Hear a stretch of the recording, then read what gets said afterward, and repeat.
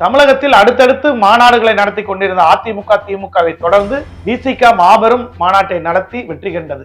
அந்த வெற்றியின் பரிசாக அதை நடத்தி கொடுத்த ஆதவ் அர்ஜுனுக்கு திருமா விசிகாவின் துணை பொதுச் செயலாளர் பதவியை அளித்திருக்கிறார். இதில் திருமா ஆதவ் அர்ஜுனை வைத்து என்ன கணக்கு போட்டிருக்கிறார், ஆதவ் அர்ஜுன் விசிகாவை வைத்து என்ன கணக்கு போட்டிருக்கிறார்,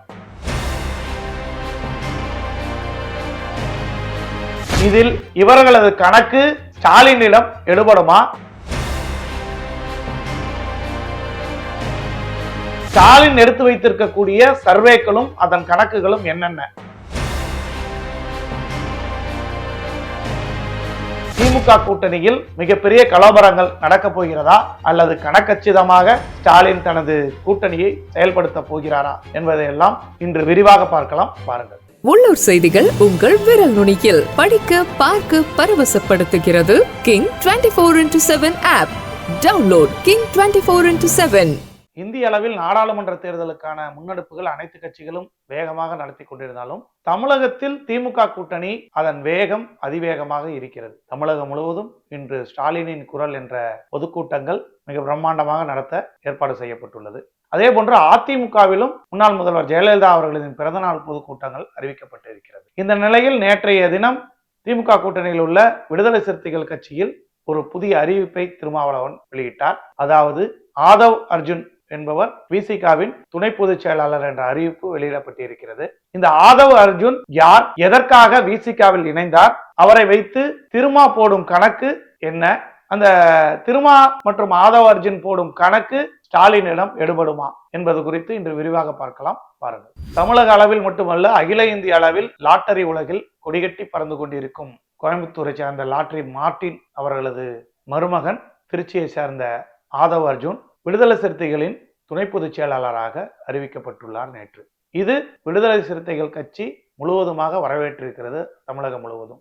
இது எதனால் என்று பார்த்தோமேயானால், கடந்த 6 மாத காலங்களுக்கு மேலாக விடுதலை சிறுத்தைகளின் ஊடக பிரிவுக்கும் ஆகட்டும், தேர்தல் வியூக வகுப்புகளை வகுப்பதற்கும் வாய்ஸ் ஆஃப் காமன் என்னும் அமைப்பின் மூலமாக இந்த ஆதவ் அர்ஜுன் பல்வேறு முன்னெடுப்புகளை விடுதலை சிறுத்தைகள் இயக்கத்திற்கு எடுத்து அந்த இயக்கத்தை கடைமட்டை தொண்டன் வரை, இணையதள வடிவமைப்பு முதல் திருமாவின் இமேஜ் உயர்த்துவது வரை பல்வேறு பணிகளை செய்து அந்த கட்சியை மிகப்பெரிய உயிரோட்ட உள்ள கட்சியாக மாற்றி கட்டமைப்பதில் இந்த நிறுவனமும் ஆதவ் அர்ஜுனுக்கு முக்கிய பங்கு இருக்கிறது. அது மட்டும் இல்லாமல் தமிழகத்தில் அதிமுக மதுரையில் மாநாடு மிக பிரம்மாண்டமாக நடத்தி வெற்றி கண்டது.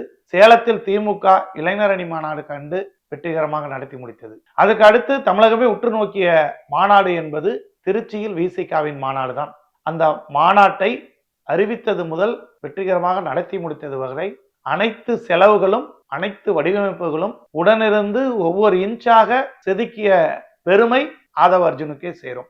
என்னதான் செலவு செய்யக்கூடிய தொழிலதிபராக இல்லாமல் கிரவுண்ட் பணியில் இறங்கி வேலை வாங்கும் அளவிற்கு ஒரு உத்வேகமான மனிதராகத்தான் ஆதவ் அர்ஜுன் பார்க்கப்பட்டிருக்கிறார். இது விடுதலை சிறுத்தைகளுக்கு மிகப்பெரிய வெற்றிகரமாக இந்த மாநாட்டை நடத்தி பெரிய அடையாளத்தை கொடுத்திருக்கிறது. அந்த அடையாளத்தை ஏற்படுத்தி கொடுத்தமைக்கு தான் இந்த பரிசை திருமா அவர்களுக்கு வழங்கியிருக்கிறார்.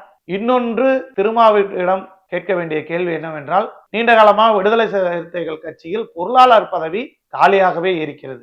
அது இஸ்லாமிய சகோதரர்களுக்காக ஒதுக்கப்பட்டதாக அவர்கள் உட்கட்சிக்குள் பேசப்பட்டிருந்தாலுமே கூட அந்த பதவி என்பது இன்னும் நிரப்பப்படாமலே இருக்கிறது. இதற்கு பதில் திருமா மட்டுமே அளிக்க முடியும். இந்த ஆதவ் அர்ஜுன் இதுதான் அவருக்கான முதல் பதவி என்று இல்லை. அவர் இதையும் கடந்து கூடைப்பந்து வீரர், தமிழக அளவில் கூடைப்பந்து போட்டிகள் நடத்தி அதை பிரம்மாண்டமான வெற்றிகரமாக நடத்தி காட்டிய பெருமைக்கு சொந்தக்காரர். தமிழக கூடைப்பந்து கழக தலைவராக இருந்தும் இப்பொழுது அகில இந்திய கூடைப்பந்து கழக தலைவராகவும் போட்டியிட்டு வெற்றி பெற்றிருக்கிறார். இந்த அகில இந்திய கூடைப்பந்து கழகத்தில் வெற்றி பெறுவதற்கு முக்கிய காரணம் அவருக்கு முதல்வர் ஸ்டாலினின் மருமகன் சபரீசன் மிகப்பெரிய உதவி செய்துள்ளதாகவும் அப்பொழுது திரைமறைவில் பேசப்பட்டது. இருந்தாலுமே கூட மார்ட்டின் குடும்பத்திற்கும் திமுகவிற்கும் எப்பொழுதுமே தொடர்பு இருந்து கொண்டேதான் இருக்கிறது. திமுக தலைவர் கலைஞர் இருந்த பொழுது அவர் எடுத்த படங்களுக்கு பைனான்ஸ் செய்தது முதல் இப்பொழுது தமிழக முதல்வர் ஸ்டாலின் அவருக்கு குடும்பத்திற்கு வேண்டப்பட்ட குடும்பமாகத்தான் மார்ட்டின் குடும்பம் பார்க்கப்பட்டிருக்கிறது. அப்படியாப்பட்ட குடும்பத்தில் இருக்கக்கூடிய ஒரு நபர் விசிகாவில் எப்படி நுழைந்தார், எப்படி பதவி பெற்றார் என்பதுதான் மிகப்பெரிய கேள்விக்குறியாக இருக்கிறது. இந்த திருமாவும் ஆதவ் அர்ஜுனும் போடும் அரசியல் கணக்குகள் என்னென்ன என்று பார்த்தால், திருமா இப்பொழுது திமுக கூட்டணியில் கேட்டிருக்கக்கூடிய தொகுதிகள் விருப்பப்பட்டியல் 4 இடங்கள், அதில் 3 தனி தொகுதிகள், 1 பொது தொகுதி கேட்கிறார்கள். அப்படி அந்த 3 தனி தொகுதிகளை தவிர்த்து எக்ஸ்ட்ரா கேட்கக்கூடிய தொகுதிகளின் விருப்பப்பட்டியலில் இருக்கக்கூடிய பொதுப்பட்டியலில் இருக்கக்கூடிய தொகுதி என்பது கள்ளக்குறிச்சியும் பெரம்பலூரும். இந்த கள்ளக்குறிச்சியும் பெரம்பலூரும் கேட்டதற்கு முக்கிய காரணம், ஆதவ் அர்ஜுனை அங்க போட்டியிட வைத்து அவரை எம்பி ஆக்கி பார்க்க வேண்டும் என்று திருமா முடிவெடுத்து விட்டார் என்ற தகவல் தான் வந்து கொண்டிருக்கிறது. அது அவ்வளவு சீக்கிரமாக நடந்து விடுமா? அதை தாண்டி திருமா என்ன கணக்கு போட்டியிருக்கிறார், அது ஸ்டாலினின் எடுபடுமா என்று பார்த்தால், இவர் உடையார் சமுதாயத்தை சேர்ந்தவர், அதாவது பார்கவகுல சமுதாயத்தை சேர்ந்தவர் ஆதவ் அர்ஜுன். கடந்த முறை பார்கவகுல உடையார்கள் கட்சியான ஐஜேகேவின் தலைவரான பாரிவேந்தரை பெரம்பலூரில் வேட்பாளராக்கி எம்பி ஆக்கியே அழகு பார்த்தது ஸ்டாலின் தலைமையிலான திமுக கூட்டணி. திமுகவின் வேட்பாளராக இருந்து கொண்டே திமுகவுக்கு எதிராக பாஜகவிடம் அடிபணிந்தார் SRM பாரிவேந்தர். அப்பேற்பட்ட பாரிவேந்தருக்கு பாடம் புகட்டும் வேலையை திருமா மூலம் ஸ்டாலின் செய்ய உடன்படுவாரா? திருமாவும் தனது அரசியல் இமேஜ் என்பது இந்த தான் சார்ந்த சமுதாயத்தை தாண்டி பொதுவான மனிதர் என்ற இமேஜை தமிழகத்தில் உருவாக்க வேண்டும் என்று அவர் போடும் கணக்கு ஆதவ் அர்ஜுன் மூலம் வெற்றிகரமாக நடத்த முடியுமா? இதில் கடந்த முறை போல் திருமாவுக்கு 2 தொகுதியில் ஒதுக்க திமுக தயாராக இருப்பதாகத்தான் தகவல் வருகிறது. திருமா கேட்பதோ 3+1 கேட்கிறார். தொகுதியை அதிகம் வழங்குவது என்பது திமுக கூட்டணியில் இயலாத காரியமாகத்தான் திமுக தலைமை பார்க்கிறது. அல்லது 2 தனி தொகுதியோடு சேர்ந்து ஒரு பொது தொகுதி திமுக தரப்போகிறதா, அல்லது ஒரு தனி தொகுதி ஒரு பொது தொகுதி என்று கொடுக்க போகிறதா? இதெல்லாம் இன்னும் ஒரு சில நாட்களில் முடிவாகிவிடும். அப்படியே இவர்கள் திருமா 2 தொகுதிகள் போட்டியிட்டாலும் இந்த முறை தனி சின்னத்தில் தான் போட்டியிடுவேன் என்று ஆணித்தரமாக எடுத்துரைத்து வருகிறார் திருமா.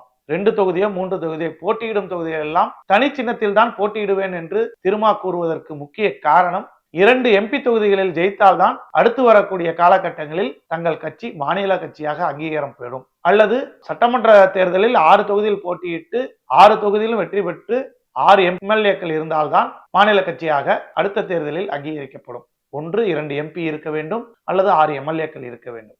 இதில் 2மே இல்லாத சூழ்நிலையில் அதை உருவாக்க திருமா முற்பட்டு இருக்கிறார். அது அவரது கட்சியின் ஆணித்தரமான நிலைப்பாடு, வளர்ச்சிக்கான நிலைப்பாடு. ஆனால் கள யதார்த்தம் என்பது வேறு மாதிரி இருக்கிறது என்பதை திமுக தலைமை உணர்ந்திருக்கிறது, அவர்களுக்கு உணர்த்த தயாராக இருக்கிறது என்பதுதான் கடந்த காலத்தில் தேர்தல் கால வரலாறுகள். கடந்த முறை 2 தொகுதிகளை விசிகாவுக்கு அளித்திருந்தாலுமே கூட விழுப்புரத்தில் லட்சக்கணக்கான வாக்கு வித்தியாசத்தில் ரவிக்குமார் உதயசூரியன் சின்னத்தில் ஜெயிக்கிறார். ஆனால் சிதம்பரம் தொகுதியில் திருமாவளவனோ அகில இந்திய அளவில் ஒரு தலித்தினத்தின் தலைவராக பார்க்கப்படக்கூடிய தலைவர் தப்பித்தோம் பிழைத்தோம் என்று பானை சின்னத்தில் 3000 வாக்குகள் வித்தியாசத்தில் போராடி வெற்றி பெற்றிருக்கிறார். அதுவும் மிகப்பெரிய போராட்டத்திற்கிடையே அவருக்கான வெற்றி கிடைத்தது. இப்பேற்பட்ட ஒரு நிலையை மீண்டும் சந்திக்க திமுக கூட்டணியும் கூட்டணி தலைவரும் தயாராக இல்லை என்பதே தற்போது வரை உள்ள தகவல். இதையும் தாண்டி 2 தொகுதியிலும் தனி சின்னத்தில் போட்டியிட்டால் கேள்விக்குறியான நிலையில்தான் விசிகாவின் வெற்றி என்பது இருக்க போகிறது என்பதுதான் கள யதார்த்தம். ஏனென்றால் கடந்த கால மோடி எதிர்ப்பு சந்தித்த தமிழக தேர்தல் களத்திலேயே ஒரு சாதனை தமிழராக பார்க்கக்கூடிய திருமாவளவன் சோதனை வெற்றியை தான் பெற்றார். பெரும் சோதனைக்கிடையே தான் அந்த வெற்றி கிடைத்தது. அந்த நிலை மீண்டும் வந்து அது திமுக கூட்டணி விட்டு எதிர் முகாமிற்கு 2 வாக்குகளை 2 MPக்களை பெற்றுக் கொடுக்க காரணமாக அமைந்து விடுமோ என்று அஞ்சுகிறது திமுக தலைமை. இந்த கள யதார்த்தங்களை திருமா புரிந்து கொள்வாரா, அல்லது அவர்களுக்கு திமுக தலைமை புரிய வைக்குமா? பொது தொகுதிகள் ஒதுக்க போகிறதா? ஏனென்றால் இந்த ஆதவ் அர்ஜுன் திமுகவிற்கு சாதகமான இடத்தில்தான் இருந்திருக்கிறார் கடந்த காலங்களில்.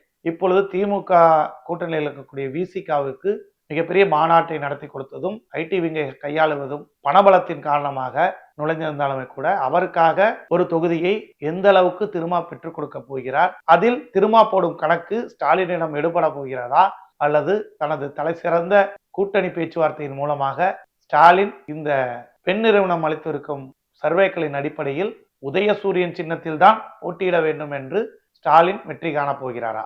இதில் திருமா ஜெயிக்க போகிறாரா, அல்லது ஒட்டுமொத்தமாக திமுக கூட்டணி ஜெயிக்க போகிறதா என்பதை பொறுத்திருந்து பார்க்கலாம். அதுவரை காத்திருப்போம், பாருங்கள். உள்ளூர் செய்திகள் உங்கள் விரல் நுனியில் 200 கோடி பார்வையாளர்களை கடந்து கிங் 24x7 ஊடகம் செய்தி, பொழுதுபோக்கு, உடல் நலம், தன்னம்பிக்கை, வேலை வாய்ப்பு, சினிமா செய்திகளை படிக்கவும் பார்க்கவும் பரவசப்படுத்தவும் ஒருங்கிணைந்த செயலியை அறிமுகப்படுத்துகிறது.